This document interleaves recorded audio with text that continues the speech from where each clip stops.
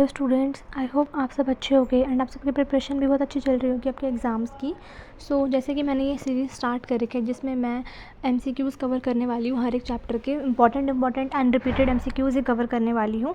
तो आज की वीडियो में मैं Indian economy on the eve of independence के एमसीक्यूज़ कवर करने वाली हूँ। ये मैं एक ही वीडियो में कवर कर दूँगी क्योंकि इसके एमसीक्यूज़ बहुत सिंपल होते हैं एंड बहुत repeated same kind of MCQs आपको देखने को मिलते हैं। लाइक कुछ नया नहीं मिलता। जैसे नेशनल इनकम में हमारा कभी स्टॉक फ्लो का पूछ लेते हैं, कभी कुछ एक्स्ट्रा चीज़ पूछ लेते हैं, कभी न्यूमेरिकल्स कन्वर्जन वाले पूछ लेते हैं, असर्शन रीज़न वाले पूछ लेते हैं।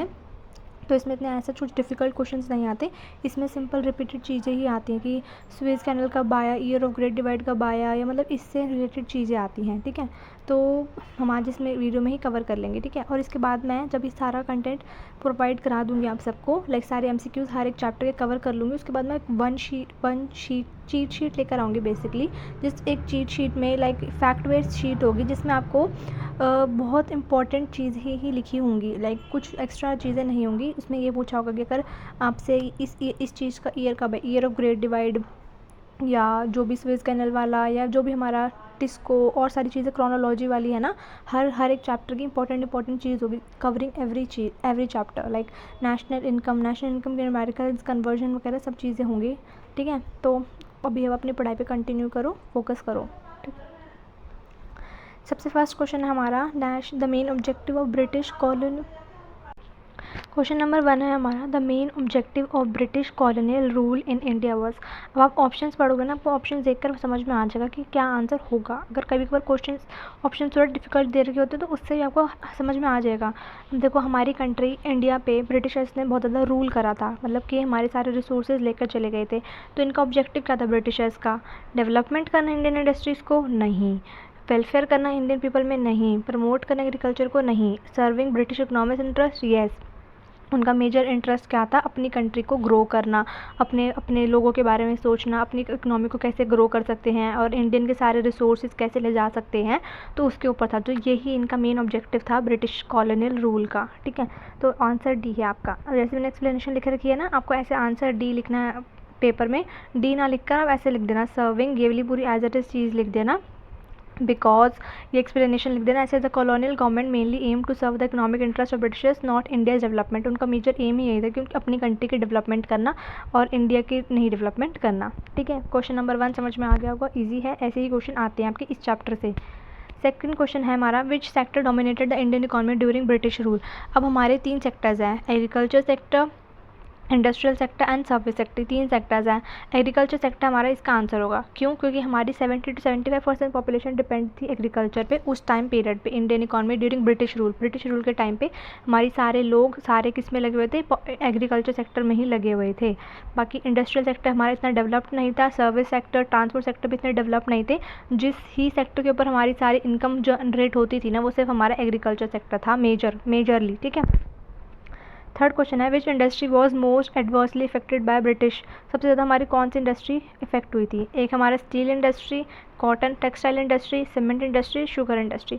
तो हमारी सीमेंट इंडस्ट्री सबसे ज़्यादा इफेक्ट हुई थी। क्यों? क्योंकि इस चैप्टर में हमने डिस्कस कर रखा है कि जो हमारी हैंडीक्राफ्ट इंडस्ट्री थी वो हमारी डिक्लाइन कर गई थी। जैसे कि आप सबको पता होगा कि हमारा इंडियन इकॉनमी हैंडीक्राफ्ट प्रोडक्ट बनाती थी, चाहे वो होममेड हैंडीक्राफ्ट होते थे, होममेड ही होते थे, लाइक मतलब थोड़े स्टेशनरी टाइप के हो गए, या थोड़े मतलब जैसे होता है ना कि अच्छे दिखाने वाले प्रोडक्ट जैसे बंजारा मार्केट में होते हैं हमारे यहाँ पे गुड़गांव में, तो वैसे ही है। और भी जगह जगह पर होते हैं, जैसे मतलब शोकेस टाइप, हाँ शोकेस टाइप होते हैं हैंडीक्राफ्ट प्रोडक्ट। तो कॉटन एंड टेक्सटाइल इंडस्ट्री से वो प्रोडक्ट लेकर उसको बनाते थे। तो ये हमारा हैंडीक्राफ्ट इंडस्ट्री में बहुत ज़्यादा डिक्लाइन हुआ था, कॉटन टेक्सटाइल इंडस्ट्रीज़ में। तो ये एक फैक्ट बेस्ड चीज़ है, आपको ये ध्यान में रखना है कि ब्रिटिश रूल के अंदर हमारी सबसे ज़्यादा इंडस्ट्री कौन सी इफेक्ट हुई थी? कॉटन टेक्सटाइल इंडस्ट्री हुई थी, हैंडीक्राफ्ट इंडस्ट्री हुई थी। ठीक है, क्वेश्चन नंबर 4 है the commercialisation of agriculture during British rulement. जो हमारा हम प्रोडक्ट बनाते थे एग्रीकल्चर सेक्टर में ब्रिटिश रूल के टाइम पीरियड में, उन्होंने क्लियर कट बोल रखा था कि आप सिर्फ और सिर्फ इन गुड्स को सेल करोगे मार्केट में, अपनी सेल्फ कंजप्शन के ऊपर फोकस नहीं करोगे। ठीक है, उन्होंने क्या प्रोडक्शन सेल्फ कंजप्शन बोला था? नहीं, उन्होंने सेल के लिए ही बोला था। प्रोडक्शन फॉर गवर्नमेंट भी नहीं था और एक्सपोर्ट भी नहीं था। तो उनका मेन मोटिव क्या था कि हम जो भी गुड्स प्रोड्यूस कर रहे हैं हम उसको मार्केट में सेल करेंगे, जो भी रेवेन्यू हम अर्न करेंगे हम उसको सेल करने के बाद हमें सिर्फ ब्रिटिशर्स को ही देना होगा। तो वो हमारे को डीमोटिलाइज़ करना चाहते थे, हमारे को बहुत ज़्यादा पुअर कंडीशन में भेजना चाहते थे, और उन्होंने हमें कर भी दिया था कहीं ना कहीं। नेक्स्ट क्वेश्चन है which of the following was a cash crop promoted by the British. तो उसमें इंडिगो था, ठीक है। कौन कौन से फार्मर्स ग्रो हम उस टाइम पर करते थे, इंडिगो, कॉटन एंड जूट। तो अगर आपको ऑप्शन में दिखे तो आप इनको ही चूज़ करना। तो this is also a thing which you have to learn, आपको लर्न करना पड़ेगा कि कौन सा कैश क्रॉप ब्रिटिशर्स ने प्रमोट करा था। तो it was indigo only, okay. जैसे हमारा यहाँ पे इंडिगो एयरलाइंस है ना, वैसे ही आप इसको इंडिगो के उस पॉइंट ऑफ व्यू से लर्न कर सकते हो। Which system of land revenue was introduce in Bengal. Bengal में कौन सा हुआ था, ज़मींदार सिस्टम हुआ था हमारा। जैसे कि हमारे ज़मींदार सिस्टम का ही ज़्यादा मेन रोल है हर चीज़ में। तो ज़मींदार system was made responsible for collecting revenue from farmers. Farmers से रेवेन्यू कलेक्ट करने का मेजर जो रोल था ना, वो इसी का था, ज़मींदारी सिस्टम का ही था। India become an exporter of capital good, manufacture good, raw material और टेक्नोलॉजी। तो इंडिया हमारा किसका एक्सपोर्टर बन गया था, रॉ मटेरियल का। तो ब्रिटिशर्स ने क्या करा था, हमसे रॉ मटेरियल ले लेते थे एंड उसको फिनिश गुड में कन्वर्ट करके, like it is consider as raw material, ये रॉ मटेरियल है, ये हमारा फिनिश गुड है। तो वो हमसे रॉ मटेरियल लेके हमें फिनिश गुड एक्सपेंसिव रेट में बेचते थे। Like for example raw material हमसे लिया उन्होंने 80 रुपीज़ का एंड फिनिश गुड कन्वर्ट करके ही हमें 200 रुपीज़ का सेल करते थे या 150 रुपीज़ का सेल करते थे। तो ये हमारे को ही लॉस होता था, हमारे से ही इन्होंने रिसोर्स लिया है, बस उसमें थोड़ी बहुत वैल्यू और ऐड करके हमें ही एक्सपेंसिव वे में सेल कर रहे हैं। तो इंडिया किसका एक्सपोर्टर हो गया था, रॉ मटेरियल का ही हो गया था, like cotton, jute and Indigo. ये वाला क्वेश्चन बहुत इंपॉर्टेंट है, लाइक आता है काफ़ी ज़्यादा। Which year of great divide कब है, 1921। This is a fact based thing, ठीक है। Life expectancy in India during British rule was, this is also important question, fact based है 32 ईयर्स। मतलब उस टाइम पे हमारे पास कुछ भी अच्छी फैसिलिटीज़ नहीं थी, हमारी इकॉनमी बहुत बेकार थी। हमारे उस टाइम पीरियड में हमने इसका क्वेश्चन भी करा है, वो था एक वर्ड याद नहीं आ रहा मुझे, कुछ एक क्वेश्चन था आपका इंडियन इकॉनमी में, वो मैंने इंपॉर्टेंट क्वेश्चन पे भी ऐड कर रखा है, तो उससे रिलेटेड क्वेश्चन आ रखा है आपका, ठीक है। तो उस टाइम पे हमारा बर्थ रेट बहुत ज़्यादा हाई था, डेथ रेट भी बहुत ज़्यादा हाई था, क्योंकि हमारे पास हेल्थ केयर फैसिलिटीज़ नहीं थी, सैनिटेशन नहीं था, अच्छा फूड नहीं मिलता था, कुछ भी अच्छी फैसिलिटीज़ नहीं थी। तो इस वजह से हमारा लाइफ एक्सपेक्टेंसी उस टाइम पे कितनी थी, सिर्फ और सिर्फ 32 ईयर्स थी, ठीक है। In fact motility rate during the colonial period was, in fact motility rate कितना था उस टाइम पीरियड पे हमारा 218 पर 1000 विच इज़ द हाईएस्ट। मतलब इतने ज़्यादा बच्चे मर रहे थे उस टाइम पीरियड में, ठीक है। तो ये वाला क्वेश्चन भी आपको लर्न करना होगा। रीज़न क्या था इसका, पुअर मेडिकल फैसिलिटीज़ नहीं होगी तो हम अच्छा खा नहीं पाएंगे, अच्छा हमारा ट्रीटमेंट नहीं हो पाएगा, कुछ भी नहीं होगा, तो हमारी डेथ ज़्यादा ऑब्वियसली होगी ही होगी ना, ठीक है। नेक्स्ट हमारा है which sector show some growth during British period. सबसे ज़्यादा ग्रोथ किसने करी थी, एग्रीकल्चर ने, इंडस्ट्री ने, इंफ्रास्ट्रक्चर ने, एजुकेशन ने। तो इंफ्रास्ट्रक्चर ने हमारी सबसे ज़्यादा ग्रोथ करी थी, क्यों, क्योंकि इन्होंने क्या करा था, ब्रिटिशर्स ने हमारे को एक इंफ्रास्ट्रक्चर फैसिलिटीज़ प्रोवाइड कराई थी, लाइक रेलवेज, पोर्ट्स, रोड्स, ये सब इन्होंने डेवलप करी थी। कि इनके पीछे इनका मेजर मोटिव था, उनका मोटिव क्या था, अगर हम इनको रोड प्रोवाइड करा देंगे तो हम इनके यहाँ से रिसोर्सेज सारे इजीली ट्रांसपोर्ट कर सकेंगे, ठीक है। यही सेम केस रेलवेज़ का था, पोर्ट्स का था, इन सब का मेजर मोटिव ही यही था कि अपने आप का बेनिफिट सेटिस्फाई करना, अपने आप की नीड्स को सेटिस्फाई करना, इसलिए इन्होंने करा था। तो इस वजह से हमारे इंडियन इकॉनमी में ब्रिटिश पीरियड में हमारा इंफ्रास्ट्रक्चर ने ही ग्रोथ शो करी थी, बाकी किसी ने तो शो नहीं करी थी। The railways was introduce mainly to promote tourism, no, help farmers, no, transport raw materials to port, यही उनका मेजर ऑब्जेक्टिव था रेलवेज को करने के लिए। विच industry develop during British period, कौन सी इंडस्ट्री ने हमारी ग्रो करी थी, cotton textile industry in Bombay, Bombay he develop हुई थी सिर्फ और सिर्फ, और कोई डेवलप नहीं हुई थी। तो this is a important question, okay. Next question है which port become an important trade centre during, तो कौन सा पोर्ट था हमारा, तो वो मुंबई का है, जैसा हमने ऊपर देखा, बॉम्बे और मुंबई एक ही है, ठीक है। Indian handicraft industries decline mainly due to, तो जो हमारी इंडियन हैंडीक्राफ्ट इंडस्ट्रीज़ हैं वो डिक्लाइन हुई थी, किस वजह से हुई थी, उसकी वजह ब्रिटिश ट्रेड पॉलिसीज़। देखो, लैक ऑफ लेबर, मतलब लेबर तो हमारे पास इंडिया में बहुत थी, तभी हमारा डिस्गाइज अनएम्प्लॉयमेंट होता था कि हमारे पास इतनी ही लैंड है, तो इतनी लैंड में हमारे सारे लोग लगे होते थे काम करने के लिए, तो लेबर की तो हमारे पास कमी नहीं थी, ठीक है। ब्रिटिश की ट्रेड पॉलिसीज़ की वजह से हमारा ये हुआ था, क्यों, क्योंकि उन्होंने हमारे पास बहुत ज़्यादा रिस्ट्रिक्शंस लगा दी थी कि तुम जो भी गुड्स प्रोड्यूस करोगे सिर्फ और सिर्फ सेल करने के लिए करोगे, अपनी सेल्फ कंजप्शन के लिए नहीं करोगे, या कुछ भी, मतलब बहुत सारी रिस्ट्रिक्शंस लगा दी थी। तो इस वजह से हमारा इंडियन हैंडीक्राफ्ट इंडस्ट्रीज़ क्या हो गई थी, डिक्लाइन हो गई थी। Which crop was grown under British pressure leading to, कौन सी क्रॉप हुई थी हमारी, इंडिगो हुई थी। इसका देखो ये 3 बार क्वेश्चन आया, अभी मैंने क्वेश्चन तीनों बार लिया है, बट तीनों क्वेश्चन की हमारी लैंग्वेज क्या है, अलग अलग है। तो आपके पास क्वेश्चन की लैंग्वेज अलग होकर आएगी, बट आपका आंसर सेम ही रहेगा। तो अगर आप इन क्वेश्चन को कर लोगे ना अच्छे से, तो आपको इससे अलावा कुछ एक्स्ट्रा क्वेश्चन नहीं देखने को मिलेगा, इसी से रिलेटेड होगा, इसी के आगे पीछे घूमता हुआ ही क्वेश्चन आपको दिखेगा, ठीक है। नेक्स्ट है the occupational structure of India during British rule. तो क्या था हमारा ऑक्यूपेशनल स्ट्रक्चर, एग्रीकल्चरल डोमिनेटेड था, जैसा हमने ऊपर देख ही लिया है। बैलेंस तो बिल्कुल भी नहीं था, इंडस्ट्रियल डोमिनेटेड भी नहीं था, सर्विस डोमिनेटेड भी नहीं था। तो हम कार्य किस पे डिपेंड थे, एग्रीकल्चर सेक्टर के ऊपर ही डिपेंड थे, ठीक है। Which problem was common during British rule, British rule में हमारे पास क्या प्रॉब्लम कॉमन थी, obviously poverty and unemployment. Poverty and unemployment होगा ना जब हमारे सारे रिसोर्सेज वो लेकर चले गए, हमारे रॉ मटेरियल लेकर चले गए, हमारे हैंडीक्राफ्ट इंडस्ट्री को उन्होंने डिक्लाइन कर दिया, हमारे एग्रीकल्चर सेक्टर को भी उन्होंने सारा अपने अकॉर्डिंग मोनेटाइज कर दिया कि इसी तरीके से हम करेंगे काम। हर एक चीज़ में उन्होंने अपने रूल्स एंड रेगुलेशन डाल दिए थे, तो उस वजह से हर कोई काम नहीं कर पाता था, एंड इस वजह से हमारी पॉवर्टी भी आ गई थी और अनएम्प्लॉयमेंट भी आ गई थी। लिटरेसी तो बिल्कुल भी हाई नहीं थी, हाई इनकम भी नहीं थी, हाई इंडस्ट्रियलाइजेशन भी नहीं थी, ठीक है। नेक्स्ट हमारा है which sector had the lowest contribution to GDP during British rule, सबसे ज़्यादा कम कंट्रीब्यूशन किसका था, इंडस्ट्री का था, ठीक है। अब हम ना ये मैंने क्वेश्चन ऐसे लिए हैं, इन क्वेश्चंस के ऊपर आपके एक्सप्लेनेशन से रिलेटेड या थोड़ी लैंग्वेज ट्विस्ट करके क्वेश्चन आते हैं। देखो जैसे कि which entity maintain monopoly control over India's export and import during, तो कौन सी मोनोपोली थी जिसने सारा कर रखा था, तो वो ब्रिटिश रूल ने ही सारा कंट्रोल कर रखा था।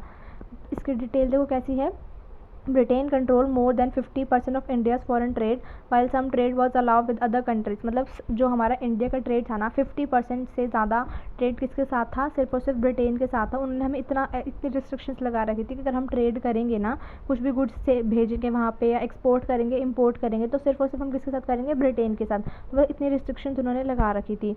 बाकी कुछ कंट्रीज के साथ और अलाउ कर रखा था, लाइक चाइना, श्रीलंका, ईरान, इनके साथ अलाउ कर रखा था, ठीक है।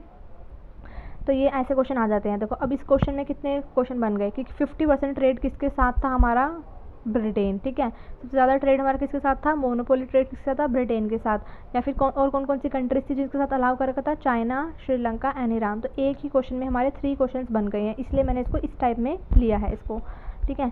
What was the main cause of stagnation in India's agriculture sector, main reason क्या था, हमने ऊपर देख लिया, land settlement system under zamindari system.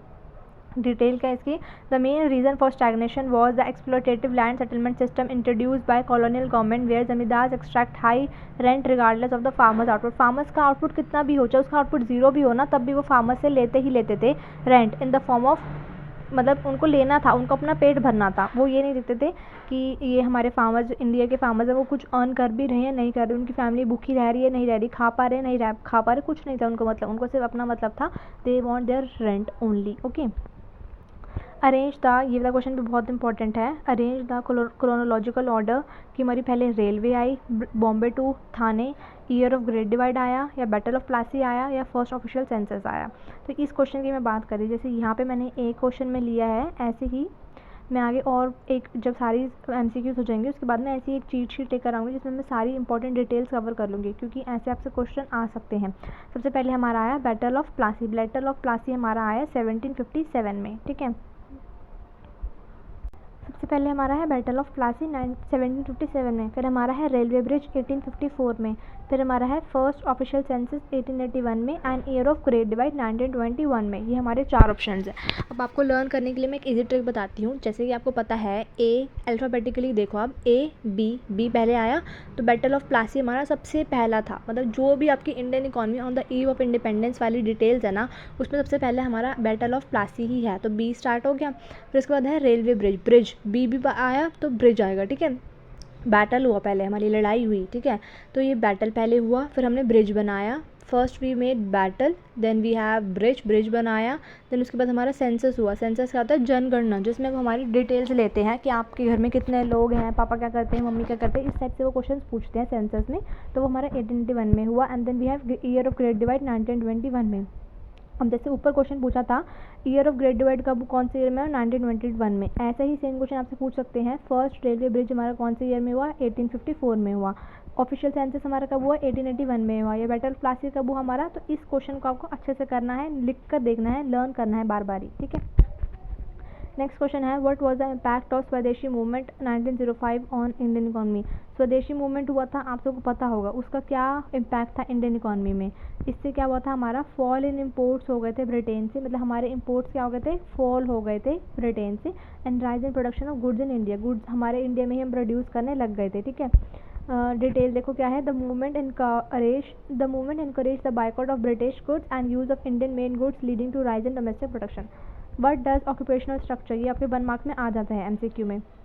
Refers to distribution of working force, मतलब जितने भी हमारे लोग हैं ना जो काम करने वाली एज में है, लाइक अराउंड 15 to 60 है अभी हमारी एट प्रेजेंट, 60 है हमारी वर्किंग एज, 15 नहीं सॉरी 19 है, मतलब ये देखना पड़ेगा मुझको, ठीक है। ये एज है हमारी कि जो लोग काम करते हैं। तो अब हमारा इसका मतलब ऑक्यूपेशन सेक्शन बताना है कि हम कितने लोग कितने कितने सेक्टर्स में डिवाइड है, लाइक प्राइमरी में कितने लोग काम कर रहे हैं, सेकेंडरी सेक्टर में कितने लोग काम कर रहे हैं, टर्शरी सेक्टर में कितने लोग काम कर रहे हैं, इसको हम बोलते हैं occupational structure.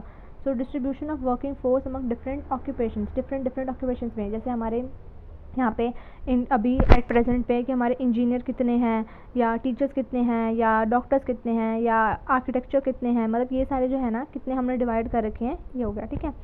It shows a percentage of work force engage in different sectors of the economy. ऐसे ही क्वेश्चन आ गया एक और, ये वाला देखो, arrange the chronological order, year of great divide 1921 में आ गए, कितनी बार बोल चुकी हूँ। टिस्को क्या स्टैंड करता है, आप बताना इसकी फुल फॉर्म मुझे। रेलवे इंट्रोड्यूस कब हुआ हमारा 1850 में, स्वेज कैनाल कब हुआ 1869 में। तो ये आपका क्वेश्चन बहुत इंपॉर्टेंट है, इसको लर्न कर लेना अच्छे से। नेक्स्ट क्वेश्चन हमारा है स्टेटमेंट 1 है एंड स्टेटमेंट 2 है। स्टेटमेंट 1 हमारी ये रही and this is the statement 2। Statement 1 बोलती है basic infrastructure like railway and telegraph were develop, हाँ ये सही बात है। स्टेटमेंट 2 के बोलती है the real motive was to strength British interest, yes this is also true. उनका मेन मोटिव क्या था, अपनी कंट्री के बारे में सोचना, अपनी कंट्री के इंटरेस्ट को सेटिस्फाई करना। तो both the statements are true.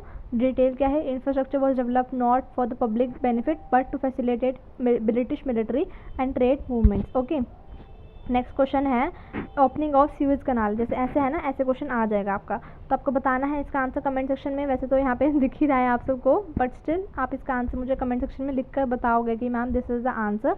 और जो बेसिक डिटेल्स मैंने जैसे ऊपर लिखी है कि ईयर ऑफ ग्रेट डिवाइड कब आया हमारा, बैटल ऑफ प्लासी कब आया हमारा, स्यूज कनाल कब आया, जो भी चीज़ें हमने ऊपर लर्न करी हैं, डिटेल्स देखी हैं, आप उन सबको कमेंट सेक्शन में लिखोगे तो उससे क्या होगा, आपके दिमाग में जाएगी। अगर आपको फिर ज़्यादा मेहनत नहीं करनी पड़ेगी उसको लर्न करने में। अब अगर आप सोच रहे हो कि पेपर आपका 18 मार्च को है, 18 मार्च को है आपका पेपर है ना, आप 16 को या 17 को ये सब चीज़ें लर्न करने बैठोगे तो फिर लर्न नहीं होगी, उसमें आप सब भूल जाओगे। पेपर के टाइम में आपको कन्फ्यूजन हो जाएगी, आप कुछ गलत डिटेल लिख कर आ जाओगे, आप रेलवे की जगह 1869 लिख कर आ जाओगे, तो उसमें टीचर को बिल्कुल पता होता है कि भाई हाँ ये गलत लिख रखा है, तो टीचर आपके मार्क्स कट कर लेंगे। तो अगर आप इन चीज़ों को अभी से लर्न करना स्टार्ट करोगे तो आपके लिए बहुत बेनिफिशियल होगा। आपको सिर्फ और सिर्फ 10 मिनट्स देने हैं इसको लर्न करने के लिए, और एक बार लिख कर देखना है और मन में रिवाइज़ करना है, तो आपको सारी डिटेल्स, सारी फैक्ट बेस्ड चीज़ें लर्न होनी स्टार्ट हो जाएगी। आप खुद भी हैरान होगे कि भाई मुझे तो कभी लर्न नहीं होती थी ऐसी चीज़ें, बट अब मुझे लर्न हो गई है। तो आपको एक अच्छा इंप्रूवमेंट दिखेगा अपने आप के ऊपर। बाकी तो आपके ऊपर है कि आप लर्न करना चाहते हो नहीं करना चाहते। बस कमेंट में मुझे इनकी डिटेल्स इनके आंसर बताना, इसका आंसर बताना, इसका आंसर मेंशन करना, टिस्को की फुल फॉर्म मेंशन करना, एंड ये सारे जितने भी मैंने फैक्ट वेज बताए हैं इन सबको एक एक करके लिख कर बताना इनके ईयर के साथ, ओके। और बाकी मैं आपको यही बोलना चाहूँगी कि जैसे अब आपके एग्ज़ाम्स चल रहे हैं, अब आपका 12 को इंग्लिश का एग्ज़ाम है, फिर 16 को किसी का हिंदी का एग्ज़ाम है, बीच में और किसी भी का पॉलिटिकल साइंस या किसी का भी अलग एग्ज़ाम है, और 18 को तो आपको इकोनॉमिक्स का एग्ज़ाम है ही। तो मैं आपको सिर्फ इतना बोलना चाहूँगी कि आप बाकी जो इंडियन इकॉनमी है, मैक्रो इकॉनमी है, उसको ना करके अभी जो मैं MCQs करा रही हूँ उन MCQs को अगर आप सुन लेते हो, प्रैक्टिस कर लेते हो, इसमें आपका सिर्फ और सिर्फ 30 मिनट्स भी नहीं लगेंगे। 30 मिनट्स भी बहुत ज़्यादा बोल दिए मैंने।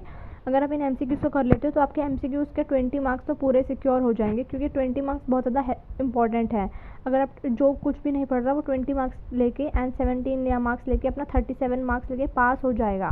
तो आपको इसको नहीं छोड़ना। बाकी चीज़ें अगर आप नहीं कर पा रहे तो इट इज़ ओके, क्योंकि बाकी सब्जेक्ट जो आपका जिस भी सब्जेक्ट का आपका पेपर है वो बहुत ज़्यादा इंपॉर्टेंट है, उसको तो आपको छोड़ना ही नहीं है ना, क्योंकि तो बट आप इस इकोनॉमिक्स को MCQs कर सकते हो, बस इतना मैं कहना चाहती हूँ। बाकी अब बताना आपको वीडियो कैसी लगी एंड अपने क्लासमेट्स के साथ शेयर करना, लाइक करना मेरे चैनल को, सब्सक्राइब करना मेरे चैनल को एंड शेयर करना ज़्यादा से ज़्यादा, क्योंकि मैं मेहनत कर रही हूँ, डेली में अपना टाइम निकाल रही हूँ। पहले मैं आपके लिए पीडीएफ कंटेंट बनाती हूँ, फिर उसको पढ़कर आपको बताती हूँ अच्छे से, एंड ना मैं रिकॉर्ड कर रही हूँ। मतलब ये एक ईजी चीज़ नहीं है, मैं खुद अपना टाइम निकाल रही हूँ आप सबके लिए। सो आप सबको भी टाइम निकालना होगा अपनी पढ़ाई के लिए, ठीक है। शेयर करना, सब्सक्राइब करना and follow for more content. Thank you so much.